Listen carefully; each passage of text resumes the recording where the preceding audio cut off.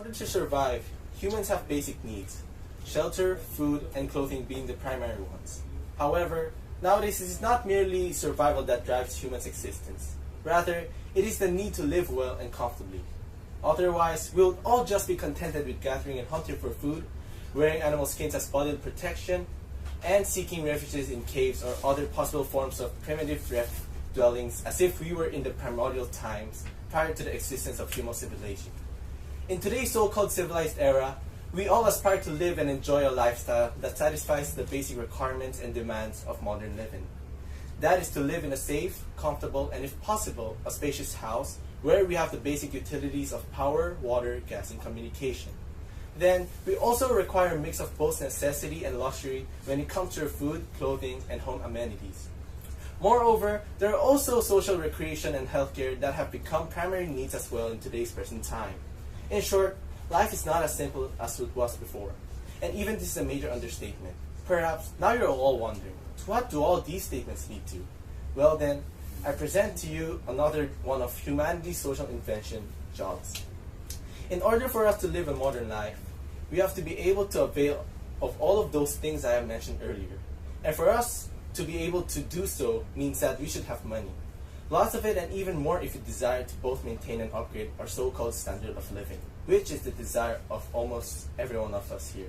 Now, unless you are born to one of those Forbes-listed wealthy families, or hired to some royal title that comes with multi-million-dollar bank accounts, which most likely do not include any of us here, then we need to have a job. One that could pay well, of course, so that we can have more than enough and offer financial resources that could be able to avail both of our necessities and desired luxuries. Hence, we conclude, just get a job then. Well, easier said than done.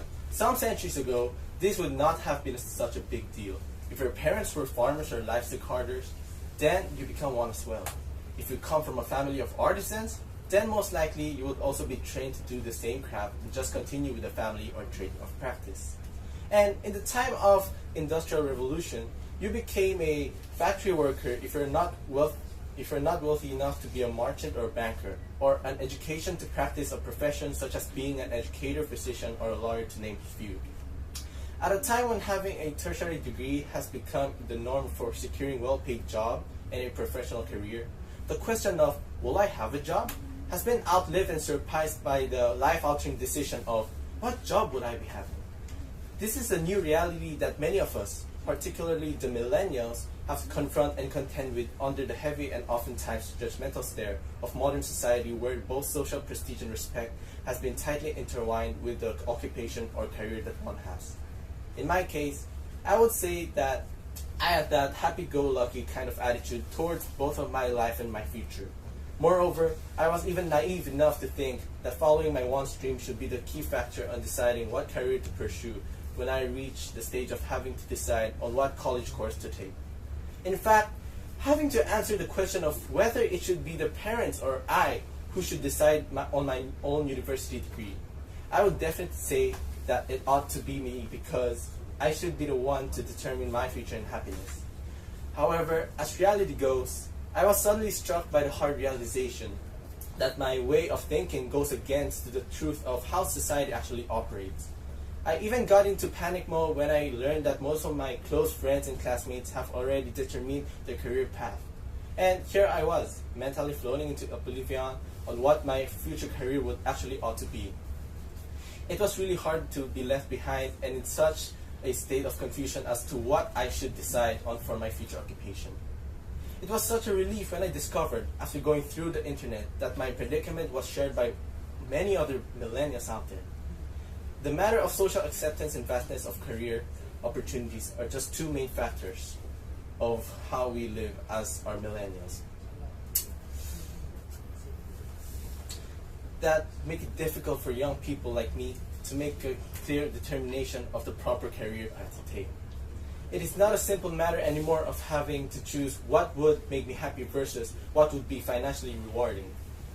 It has become far more complicated, especially when we have to factor in what our society expects or demands from us as well.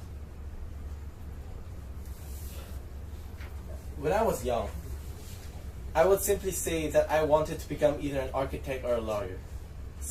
something that my parents had to convince me would be great career choices. However, when I realized how seriously difficult the work and effort either one of those professions would entail, I had to ask my mother as to why I should pursue them. My mother simply said, in order to make you happy. Happy? How would sacrificing my great deal of both of my time and effort trying to just get one of those top 100 universities in the world and studying a course that would lead me in a prestigious career that I was not actually sure I really wanted could make me happy? At this time, I have already come to accept that my mother was actually just being well-meaning towards me. Like many other parents out there, my mother merely wants to guarantee that I would be able to secure a good future for myself, where I practice an established career that is recognized and even respected by our society. The question is, should we let the world decide on what is right for us? My determined response to that question is a big resounding no.